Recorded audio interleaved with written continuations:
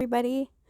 So I've been asked to make a video explaining raids, bait chests, the whole nine. As I came in, I found this, so I want to point this out, but I will refer back to this.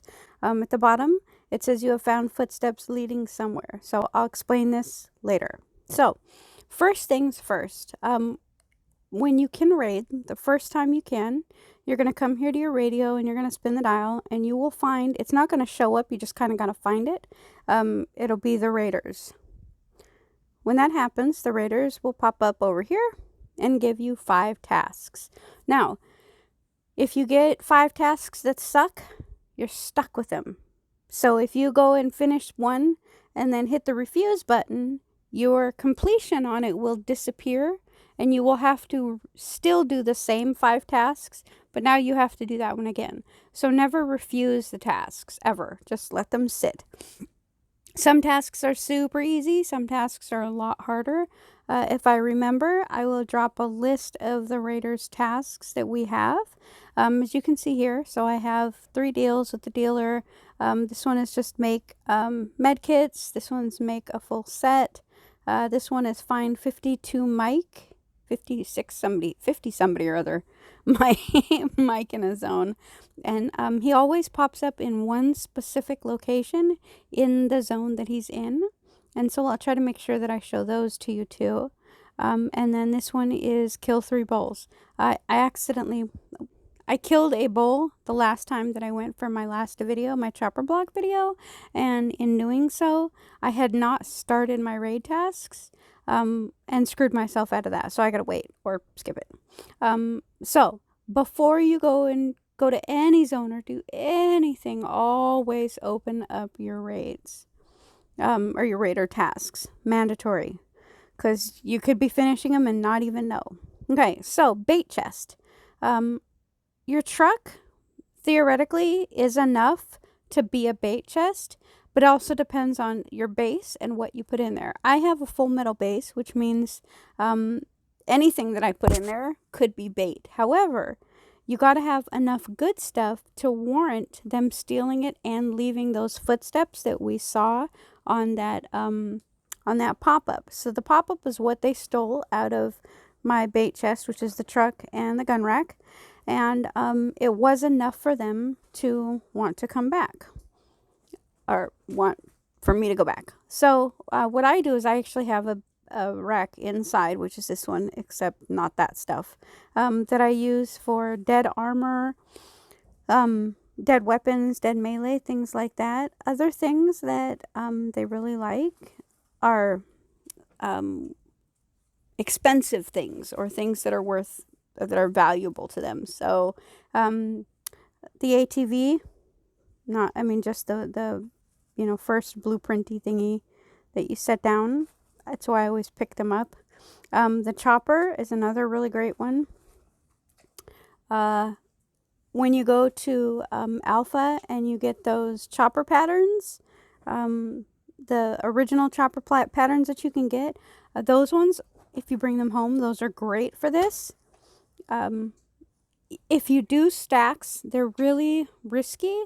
But you could do like stacks of turret parts, but it has to be a full stack. The reason being is because if it's not a full stack, let's say there's 12, they're going to go in your base to try to find the rest. I also use things like the iron pickaxes because I don't pickaxe anything anymore. So I'm going to grab some things to throw in my base. In my box. Oh, another huge thing that we use is modded weapons. Now, if you can mod your spears, those are huge because they don't look like modded spears to them. Or they don't look like spears. They look like, a weapon. And so the value is placed on them that way. So, hold on, let me leave the room now because my husband has decided to come in and take over the sanctity of where I'm sitting. 1 second. I gotta leave the room. Sorry, I'm stealing the heat. I'm gonna take the heater with me. Ha.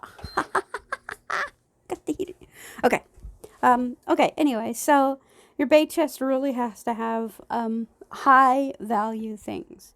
Now, when you go and do a raid, it's really important if you're doing a raid that's for the raiders, everything that comes back with you has a value, and they total up that value. For example, let's say SWAT pants might have a value of 10, where a stack of wood might have a value of 1, giving you an example. And so they add it all up, and that determines how much you have to pay those raiders. Revenge raids, not so much. So if you learn how to do the suicide trick, you get to bring home everything in your chopper free. So 8, potentially 9 spaces if there's gas or empty bottles. And then when you come back the final time, you want to make sure that your most expensive stuff is inside of your chopper. Okay, so now I can't do a raid because I really don't want to spend to skip, but I can show you how revenge raids work, or I can explain it. The revenge raid itself will probably be another video. So you come outside and wait forever because I have really bad loading where I'm sitting. Really bad loading. Really, really bad loading. Loading, loading. Here it comes. Maybe. Woohoo! Okay. So, oh my God, stop it. We got Pedro. Okay, so what we're going to do is we're going to go and search on YouTube. And you check my videos first because I'm me. Thank you. Thank you very much. I don't think I have Pedro, but I would suggest watching at least 2 different videos. Oftentimes for bigger bases, the raid videos are very similar. They all go for the same things or the same chests. And so what I try to do when I make raid videos is if I know that there's already 10 videos on this one room, I'm going to go a different way. Like I did with Scythorns, whatever. Like I did with the raid. It's going to come. Brain. Anyway, you do the search and you do the raid. Now, whatever they steal from you is going to be in that base. Unfortunately, what it does is it takes up spots of other items, and that's random. So when you watch a raid, you might go, oh my God, they've got, 10 stacks of iron. And when you get there, there might only be 5 because 5 of your items are now in its place.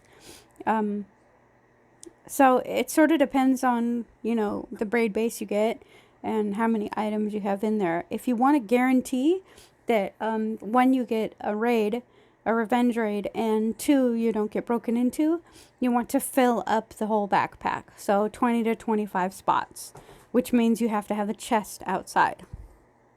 You don't have to, but if you have metal walls, you're better for it.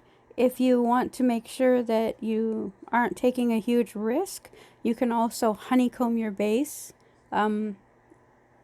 beforehand.